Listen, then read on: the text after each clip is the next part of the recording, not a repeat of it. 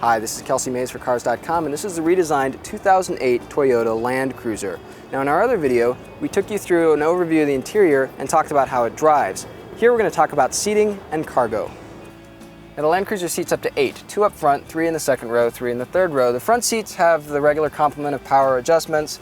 Range is good but not exceptional, so if you're much taller than 6 feet, I think you're probably going to be sitting with it all the way back. There are no power adjustable pedals. Some competitors offer this, but there is a standard power tilt and telescoping steering wheel. That's something that's still fairly rare in this segment. As it is, I have plenty of room. Drivers with longer legs will appreciate these sort of padded areas right here where your knees might knock against the center part of the dash. Nicer to have that than typical hard plastic that's usually there. Okay, we're climbing into the second row now. This is where I'd have the seat to drive. I'm about 6 feet tall, so you can do your own math. As you can see, I have plenty of legroom and decent headroom. The seat does sit a little low to the ground, so I wish I had a little more thigh support. It does move forward and backward and recline a little bit, both nice to have. Even with it all the way forward, I'm still okay. Now, getting into the third row happens just by pulling this lever here. One fluid motion, pretty simple. You can hop in, there's plenty of room. Now, like most third rows, the seats back here are pretty thinly cushioned. Headroom is actually pretty good, and legroom, if you can get your second row passengers to move forward a couple inches, would be fine. Of course, third rows are mostly for kids. With the seat this low to the ground, you're going to want to put the whiniest kids back here. You're either going to love or hate the tailgate.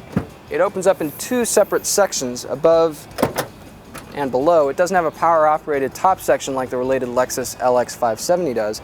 With this sort of setup, you have a nice low lift over. You can kind of lift luggage over without too much trouble. Unfortunately, shorter folks will have to note that there's about an extra foot or so here that you're going to have to reach in and grab stuff. Now, behind the third row is about 16 cubic feet of space. That's competitive for this segment. The third row folds down, but not flat into the floor like some others do. If you want a flat load floor, it does fold up to the side, like so. Doing it really isn't all that difficult because there are springs that kind of make the seats come up on their own. Likewise, the second row folds down. If you need, it tumbles forward. There are these hooks right here that detach and reattach to the B-pillar there to kind of hold the second row in place so that you do get a pretty flat load floor. Familiar problem. Now you have all these hooks in the floor where the seats used to assemble into. Toyota's solution is plastic covers. They detach from these sort of pods behind the seats. They go in there, and now you have a flat, completely obstruction-free load floor. Now, with everything in place, maximum cargo volume is just over 80 cubic feet. That's a little bit low for this segment. All told, the cargo situation here isn't as convenient or fluidly sort of put in place as the GL class or the Lincoln Navigator. The Land Cruiser does compete on other levels, but if cargo and seating capacity is your only aim, you might want to check out one of its competitors. For additional information on this car or any other, go to Cars.com and our blog, Kicking Tires.